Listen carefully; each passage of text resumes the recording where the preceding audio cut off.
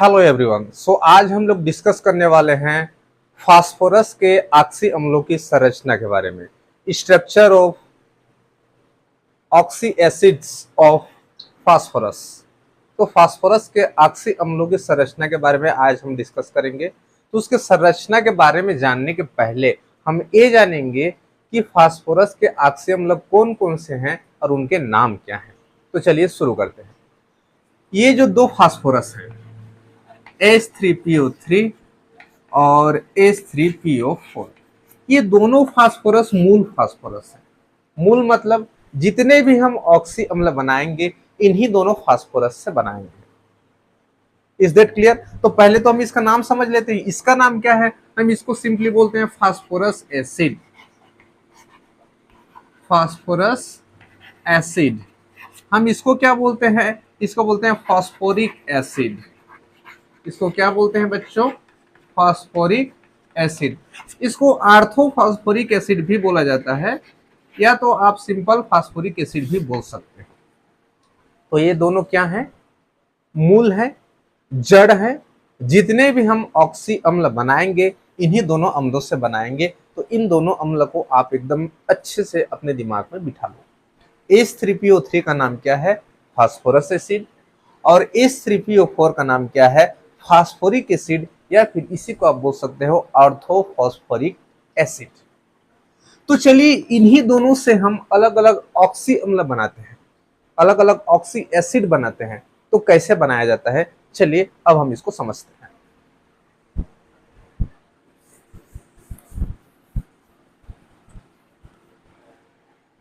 पहले तो हम ले लेते हैं H3PO3। H3PO3, अब इससे हमको ऑक्सी एसिड बनाना है। तो कैसे बनाएंगे? इसका नाम क्या है? इसका नाम है, मैं यहाँ लिख दे रहा हूं ताकि आप लोग कंफ्यूज मत हो, फास्फोरस एसिड। इसका नाम क्या है बच्चों? Phosphorus acid. अब इसमें आप एक ऑक्सीजन माइनस कर दो, यहां से आप एक ऑक्सीजन निकाल लो, क्या बचेगा? बचेगा H3PO2। तो इसका नाम हो जाएगा hypophosphorous acid. Hypophosphorous acid. Hypophosphorous acid मतलब जब जो मूल अणु रहता है उसमें से यदि आप एक ऑक्सीजन निकाल दो तो जो अणु बनता है उसमें हाइपो जुड़ जाता है। और भी कुछ कुछ वर्ड है, अभी मैं बताऊंगा, ठीक है? उसको याद रखना है। यहां से जब आप एक ऑक्सीजन माइनस के ये बना, तो एक ऑक्सीजन माइनस करने से जो अणु बनता है उसमें हाइपो जुड़ जाता है। अब यहाँ क्या होगा? यहाँ आप -H2O करो, इसमें आप जल का अणु निकालो, लेकिन इसका दो अणु होना चाहिए। दो अणु मैं यहां लिख देता हूं 2 मॉलिक्यूल। यहां मैं लिख देता हूं 2 मॉलिक्यूल्स। मतलब हम किसके दो अणु लेंगे जी? किसके दो अणु लेंगे? ये जो हमारा फास्फोरस एसिड है इसके हम दो अणु लेंगे और इनके दो अणु में से हम जल का एक अणु निकालेंगे। तो जो बनेगा उसमें जुड़ेगा पायरो। उसमें क्या जुड़ेगा? पायरो। तो चलिए हम सिंपली देखते हैं। जैसे H3PO4 है, आप इसका दो अणु ले लोगे, ठीक है? जैसे फॉर एग्जांपल के तौर पे मैं यही बता रहा हूं, जैसे H3PO3 है, फिर H3PO3 है, हमने दो अणु ले लिया।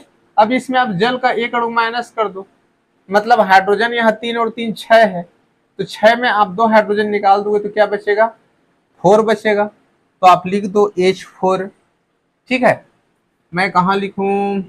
चलो मैं यही लिख दे रहा हूँ, H4 लिख दिया मैं, ठीक है? क्या लिख दिया? H4 लिख दिया। फास्फोरस तो दो हैं तो P2 हो गया। ऑक्सीजन हमारे पास में 6 है, तो 6 में एक ऑक्सीजन आप माइनस कर दो, कितना बचेगा? O5।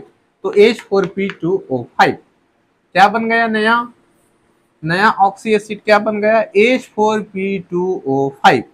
H4P2O5 आप उसको यहाँ लिख दो, चूंकि जगह नहीं है इसलिए मैं यहाँ नीचे लिख दे रहा हूँ H4P2O5।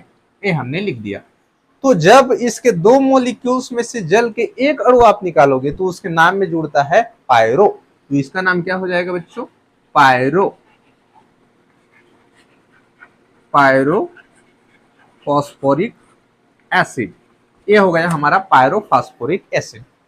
तो देखिए फास्फोरस अम्ल में बस इतना ही है। फास्फोरस में यदि आप ऑक्सीजन का एक ऑक्सीजन एक ऑक्सीजन यदि आप माइनस करोगे तो हाइपो जुड़ेगा, आप इसके दो मॉलिक्यूल्स में से जल के एक अणु निकालोगे तो पायरो जुड़ेगा। बस फास्फोरस एसिड है तो इसका नाम हाइपोफास्फोरस अम्ल हो जाएगा और इसका नाम पायरोफास्फोरस अम्ल हो जाएगा। बस इतना ही, समझ में आ गया? देखो नोट कर लो। ओके चलिए अब उसके बाद में हम देखते हैं फास्फोरिक एसिड से। फास्फोरिक एसिड से हम देखते हैं उसका फॉर्मूला क्या है, H3PO4। इसका नाम क्या है, फास्फोरिक फास्फोरिक एसिड है। ठीक है, अब इसमें आप क्या करोगे, इसमें आप जल का एक अणु माइनस करो। अब इसका दो मॉलिक्यूल नहीं लेना है, इसका सिंगल मॉलिक्यूल ही लेना है। इसमें आप जल का एक अणु माइनस करो, क्या बचेगा देखते हैं। यहाँ दो हाइड्रोजन निकाल दिए तो H बचा, P का P ही है और ऑक्सीजन यहाँ 4 है, एक निकालोगे तो O3। तो जब आप जल का एक अणु निकालोगे तो इसके नाम में जुड़ जाता है मेटा, तो इसका नाम क्या हो जाएगा, Meta phosphoric acid. Meta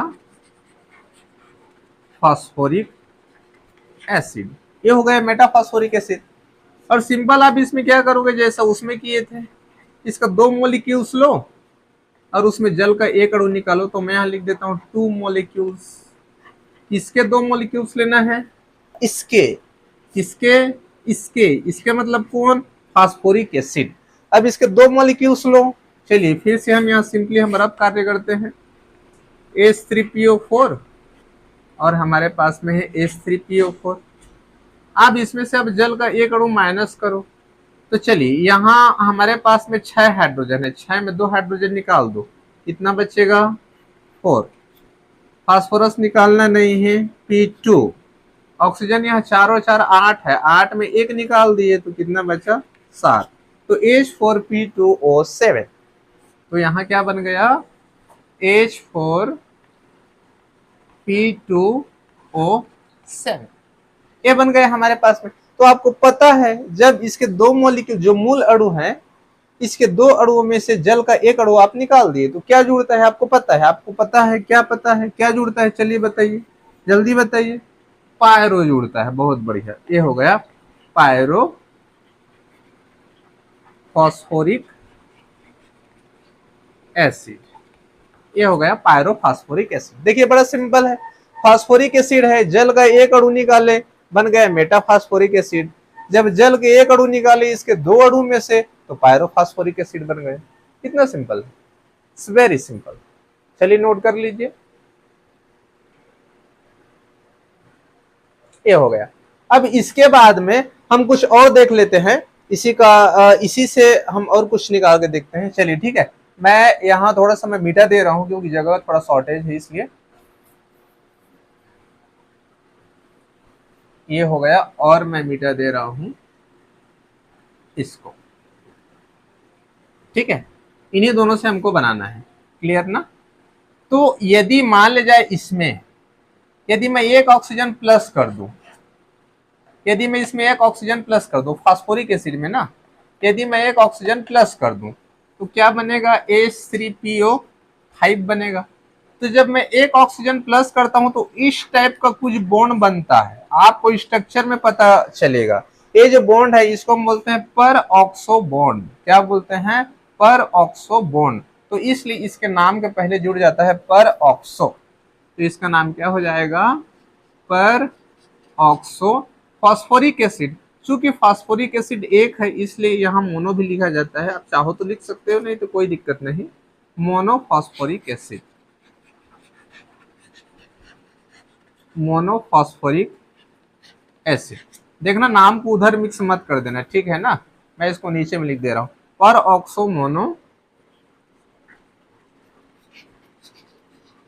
phosphoric acid, ये हो गया, ठीक है ना। जब हमने इसमें एक ऑक्सीजन प्लस किया तो इसमें एक बॉन्ड बना जो कुछ इस प्रकार से होता है, सिंगल बोनो सिंगल बोनो सिंगल बॉन्ड। तो इस टाइप का बॉन्ड बनता है तो उसमें पर ऑक्सो जुड़ता है, तो पर ऑक्सो मोनोफॉस्फोरिक एसिड। आप खाली पर ऑक्सो फास्फोरिक एसिड भी आप बोल सकते हो, कोई दिक्कत नहीं है, ठीक है। ओके चलिए, तो ये तो क्लियर हो गया। अब इससे हम थोड़ा सा कुछ माइनस कर देते हैं, तो इस साइड का आप नोट कर लिए। चलिए मैं इसको थोड़ा सा मिटा दे रहा हूं, ठीक है। ये जो हमारा पायरोफॉस्फोरिक एसिड है, यदि हम इसमें एक ऑक्सीजन माइनस कर देते हैं तो ये बन जाएगा हमारा H4P2O6 बन जाएगा। ठीक है, तो जब एक ऑक्सीजन माइनस करते हैं तो क्या जुड़ता है, आपको पता है क्या जुड़ता है, हाइपो। तो इसका नाम क्या हो जाएगा, हाइपो फास्फोरिक एसिड। ये हो गया हाइपोफॉस्फोरिक एसिड। तो इस प्रकार से क्या होता है, इस प्रकार से हम जो है कुछ माइनस करके, कुछ निकाल के, कुछ जोड़ के हम ऑक्सी अम्ल बना सकते हैं। तो चलिए इसको नोट कीजिए, फिर हम एक बार इसको शॉर्ट में देखते हैं। हो गया, बहुत बढ़िया। चलिए मैं इसको एक बार मिटा रहा हूं। ठीक है,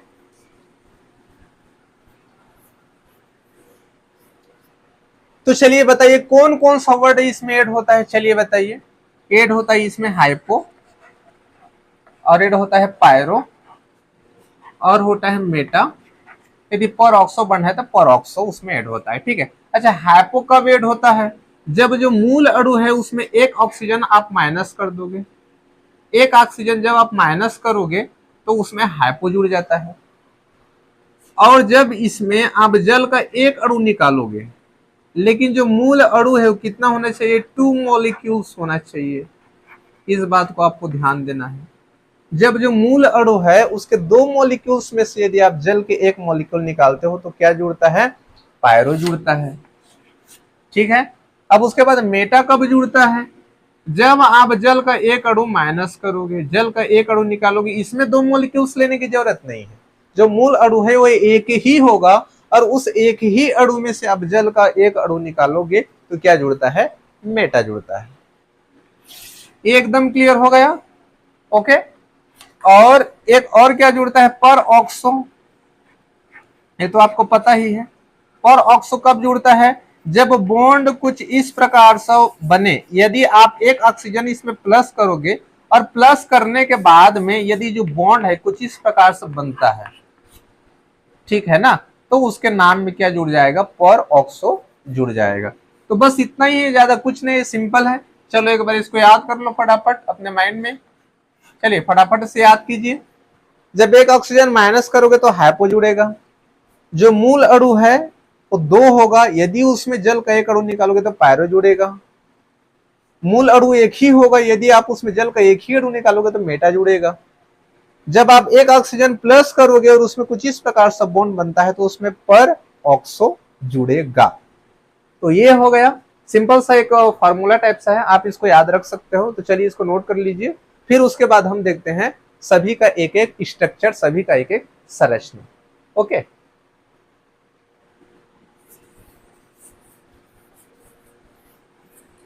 अच्छा जितने भी अभी हमने जो ऑक्सी अम्ल बनाए, जितने भी हमने ऑक्सी अम्ल बनाए, तो उसके केंद्रीय परमाणु में sp3 संकरण पाया जाता है। जैसे ये मूल है, जैसे मूल हो गया हमारा, ठीक है, H3PO3, H3PO4, और इसके साथ में जितने भी हमने ऑक्सी अम्ल बनाए सबके केंद्रीय परमाणु में sp3 संकरण पाया जाता है। मतलब इसका जो आकृति है क्या होगा, टेट्राहेड्रल होगा। टेट्राहेड्रल बोले तो चतुष्फलकीय होगा। मतलब जो एक फास्फोरस है, जो एक फास्फोरस है वो अन्य 4 परमाणु से जुड़ा रहेगा, तब तो टेट्राहेड्रल बनेगा। तो इसमें मैं 2 कंपलसरी बता रहा हूं, जब आप लोग स्ट्रक्चर बनाओगे ना तो 2 परमाणु कंपलसरी हमको ऐड करना ही पड़ेगा। ठीक है, फिर आपको स्ट्रक्चर बनाने में बड़ा ही आसानी होगा। तो फास्फोरस के साथ में एक परमाणु जुड़ेगा ऑक्सीजन विद डबल बॉन्ड, और फास्फोरस के साथ में एक समूह जुड़ेगा OH विद सिंगल बॉन्ड। ये दोनों जुड़ना कंपलसरी है। बाकी जो अणु में बच गया उसको आप इसमें ऐड कर सकते हो, बड़ा ही सिंपल है। तो जब स्ट्रक्चर बनाओगे तो इन बातों का थोड़ा सा ध्यान रखना। ठीक है, तो चलिए अब हम डायरेक्टली स्ट्रक्चर पे आते हैं। पहले छोटे छोटे का स्ट्रक्चर बनाते हैं। चलिए सिंपल तरीके से हम बनाते हैं स्ट्रक्चर। पहला मूल का बना देते हैं, जो मूल अणु है हमारा H3PO3, इसका स्ट्रक्चर कैसे बनेगा। ठीक है, फास्फोरस के साथ में ये कंपलसरी है, ये कंपलसरी है। अब बचा क्या, देखो तो ऑक्सीजन तो एक और लगेगा, एक और ऑक्सीजन, हाइड्रोजन भी एक और लगेगा, ये हो गया H। देख लो, काउंट कर लो, H3 है ना, 1 2 3। फास्फोरस एक ही है, ऑक्सीजन भी 3 है कि नहीं, 1 2 3, हो गया, बड़ा ही सिंपल है। अच्छा H3PO4 का बना के देखो, H3PO4 का देखो भाई, इसमें एक ऑक्सीजन और ऐड कर देना, कितना सिंपल है। इसमें एक ऑक्सीजन और ऐड कर दोगे तो क्या हो जाएगा, OH और फिर ये हो जाएगा OH। देखो H3 है, H3, फास्फोरस एक है, फास्फोरस एक, ऑक्सीजन 1 2 3 4, यहाँ 4 हो गया, कितना सिंपल है देखो। अच्छा H3PO5 का बनाओगे तो कैसे बनाओगे, H3PO5 का, चलिए बना के देखते हैं।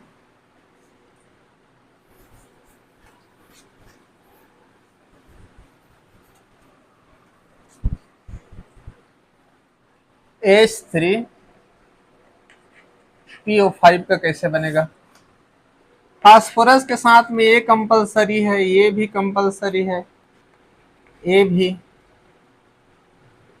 तो ऑक्सीजन 1 2 3 हो गया, ऑक्सीजन तो 5 है, 2 हमको और ऐड करना है, फास्फोरस एक हो गया, हाइड्रोजन तो एक और ऐड करना है, जैसे ऐसे ऐड कर देंगे तो एक ऑक्सीजन बच जाएगा, है ना, 1 2 3 4, एक ऑक्सीजन बचा। अच्छा तो आप उसको ऐसे कर दो, यहां से आप O, फिर O, फिर उसके बाद में H कर दो। तो अब देखो यहाँ यहाँ ध्यान दो, यहाँ बना है इस टाइप का bond, single bond O, single bond O, फिर सिंगल बॉन्ड, फिर H जुड़ा हुआ है, तो इसी को बोलते हैं पर ऑक्सो बॉन्ड, इसीलिए इसका नाम क्या है, पर ऑक्सो मोनोफॉस्फोरिक एसिड। इसका नाम क्या है, पर ऑक्सो मोनोफॉस्फोरिक एसिड। तो क्यों उसका नाम ऐसा क्यों हुआ, आपको पता चला, क्योंकि यहाँ उसकी स्ट्रक्चर में पर ऑक्सो बॉन्ड बना, इसलिए। अच्छा और क्या कंपाउंड था बच्चों, और कौन सा कंपाउंड था, H3PO2 एक था, H3PO2 था। अरे यार इसको तो आप ही लोग बना सकते हो, चलिए देखते हैं H3PO2 को कैसे बनेगा। PO हो गया, OH हो गया, देन उसके बाद में यहां से क्या बचेगा, एक ऑक्सीजन है ना, OH, फिर यहां से H कर लो। अच्छा ऑक्सीजन 3 हो गया है ना, अच्छा ऐसे कर लो बस, अब देख लो हुआ कि नहीं, हाइड्रोजन 3 1 2 3, फास्फोरस एक, ऑक्सीजन 2 1 2 हो गया, ये देख लो इस टाइप का स्ट्रक्चर बन गया, कितना सिंपल है। और कंपाउंड बताओ, और कौन सा था, और कौन सा था, बताओ बताओ। HPO3 था एक, HPO3 कौन सा था बच्चों, HPO3। चलिए अब इसको देखते हैं, फास्फोरस के साथ में ये हो गया O, ये हो गया OH, हाइड्रोजन तो खत्म हो गया, ऑक्सीजन एक और है, 2 हुआ है, तो आप एक काम करो और डबल बॉन्ड के साथ में और एक ऑक्सीजन ऐड कर दो, तो ये हो गया H, एक H हो गया, ये हो गया, ऑक्सीजन कितना हो गया 1 2 3, ये हो गया, बन गया, बड़ा सिंपल है। ठीक है, तो ये हो गया, हमने छोटे छोटे फास्फोरस के ऑक्सी अम्लों को देखा है, अब थोड़ा सा बड़ा बड़ा का देखते हैं, ठीक है, चलिए देखते हैं क्या क्या था बताइए। H4P2O5, चलिए इसका देखते हैं। अब इसमें फास्फोरस 2 है, मतलब हमको डबल डबल बनाना पड़ेगा, क्योंकि दो मूल जो मूल अणु है उसके 2 अणुओं में से जल के एक अणु निकालने के बाद में ये बना है, मतलब हर चीज डबल डबल बनेगा, जस्ट लाइक दर्पण प्रतिबिंब के जैसा बनेगा, और दोनों तरफ सभी इक्वल होंगे, इस टाइप का हमको बनाना है। ठीक है, तो चलिए देखते हैं। जैसे फास्फोरस 2 है तो फास्फोरस हमको 2 तो लिखना पड़ेगा, और दोनों में जुड़ेगा, कंपलसरी है, इसमें 2, इसमें जो भी चीज जोड़ोगी इसमें भी हमको जोड़ना पड़ेगा, इसमें एक H, ठीक है, इसमें भी एक H जोड़ देंगे। चलिए एक बार काउंट तो कर लेते हैं, हाइड्रोजन 4 है, 1 2 3 4 हो गया, फास्फोरस 2 है, 1 2 हो गया, ऑक्सीजन 5 है तो 1 2 3 और 1 4, और हम एक यहाँ जोड़ देते हैं। देखो दोनों साइड एकदम इक्वल इक्वल दिख रहा है, दर्पण प्रतिबिंब के जैसा लग रहा है दोनों साइड, तो आप इस टाइप का जो है स्ट्रक्चर बना सकते हो H4P2O5 का। अच्छा इसका कैसे बनाएंगे, H4P2O6 का नोट कर लो जल्दी, फटाफट नोट करो, ठीक है। H4P2O6 का हम कैसे बनाएंगे, भाई यहाँ 6 है तो एक ऑक्सीजन और ऐड करना है, तो एक काम करो, यहाँ से ऑक्सीजन को आप मिटाओ, यहाँ एक जोड़ो और यहाँ एक जोड़ो, और इसको आप एक ब्रिज बना दो, सिंगल बॉन्ड। अब देख लो काउंट करके, H4 1 2 3 4, फास्फोरस 2 1 2, ऑक्सीजन 6, तो नीचे का 4 हो गया, 2 हो गया, 6 हो गया। It's very simple. चलिए H4P2O7 का आप लोग बनाइए। चलिए कैसे बनाओगे, यही से बताओ मेरे को कैसे बनाओगे। एक ऑक्सीजन हमको यहाँ और ऐड करना है, तो एक ऑक्सीजन हमको और ऐड करना है, तो यहाँ से ऐसे ऐड कर दो। कितना सिंपल हो गया, इस टाइप का हो गया। आ गए समझ में। तो इस टाइप का जो है फास्फोरस के ऑक्सी अम्ल की संरचना और उनके नाम के बारे में हम इस टाइप का समझ सकते हैं। और आप लोगों के लिए बोर्ड एग्जाम के लिए, ठीक है, ये जो फास्फोरस के ऑक्सी अम्ल है बोर्ड एग्जाम के लिए भी बहुत ज्यादा जरूरी है, बहुत ज्यादा इंपॉर्टेंट क्वेश्चन है, एग्जाम में पूछा जाता है। सो आई होप आप लोग को अच्छे से समझ में आया होगा। फिर भी यदि इस टॉपिक से रिलेटेड आप लोग के माइंड में कुछ डाउट है, कुछ कंफ्यूजन है, कुछ क्वेश्चंस है, तो आप कमेंट करके जरूर पूछिए, हम यहाँ से सॉल्व करने की कोशिश जरूर करेंगे। So have a good day and best of luck. Thank you.